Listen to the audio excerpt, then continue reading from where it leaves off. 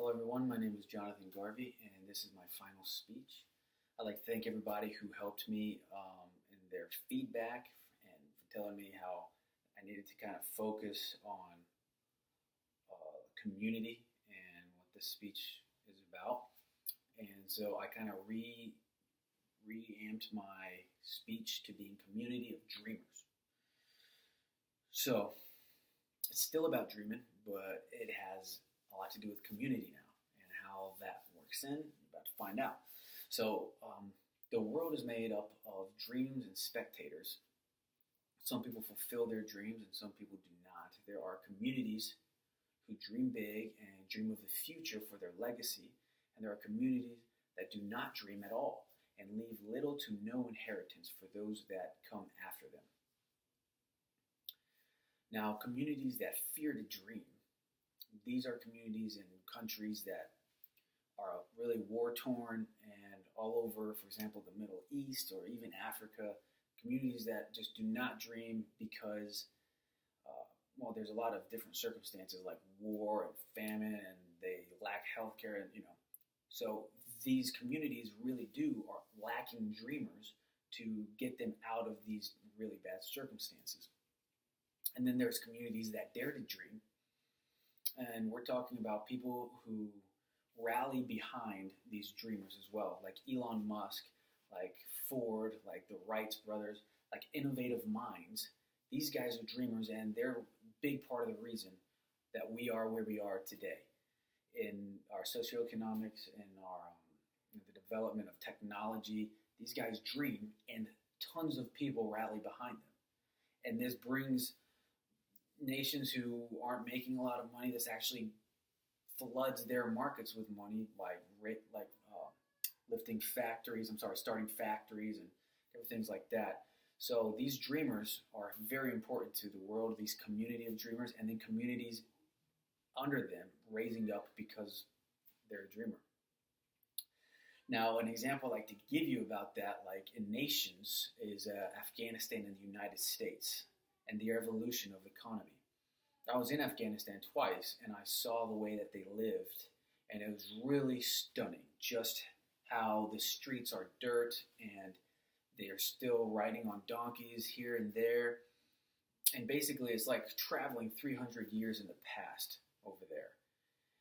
And you compare that to a nation like the United States or like a European nation who's developed, Switzerland, Germany, and it's very, very different.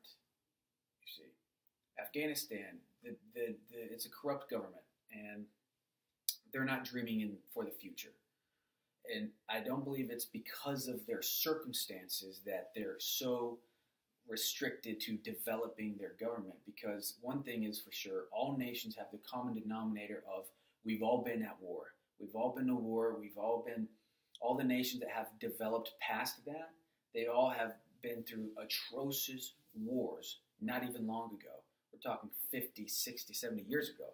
So we all have that common denominator, but the difference with these nations that are well developed and that have good school systems and healthcare and just a good way of life, these countries had dreamers who dreamed of the future. Countries like, for example, Afghanistan, they're lacking that. People to dream and to pull them out of that rut. And is it okay to dream? The benefits of the communities that dream is that once a dream is dreamt, then goals for the community can be established.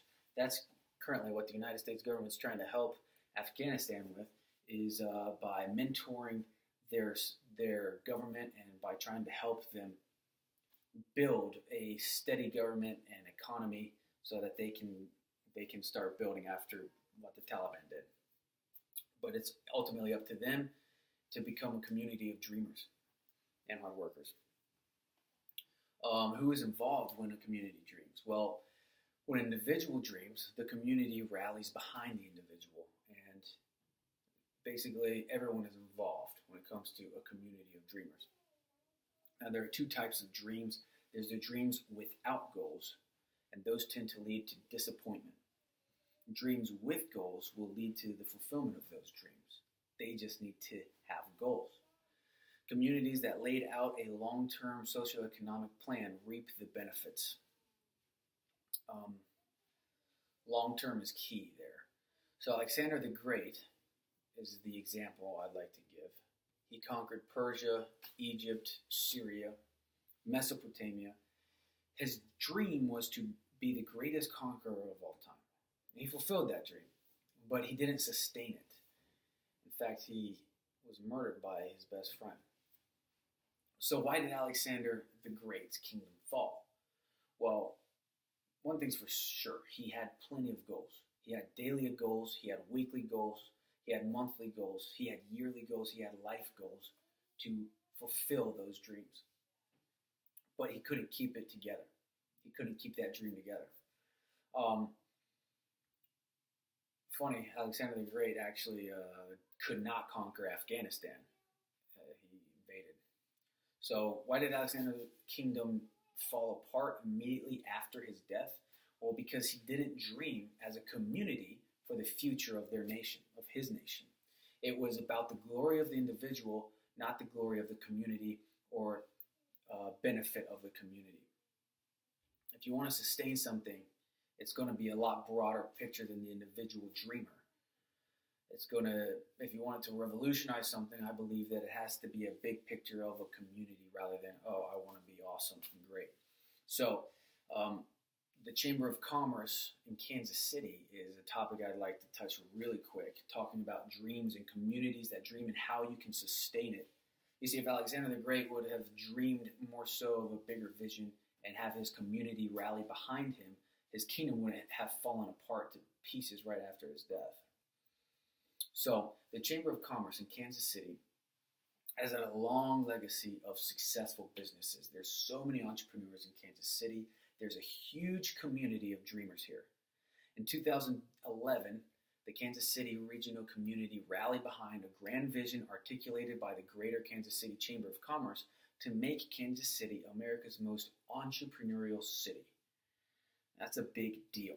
That means, like, in Kansas City, we're going to be able to see Elon Musk's and our own Fords and our own Wright brothers and our own people who with extremely innovative minds, and with the community of dreamers also rallying behind them to fulfill these dreams.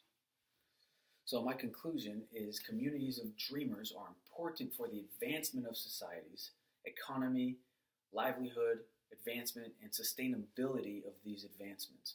Without these communities that dream of the future and establish attainable goals,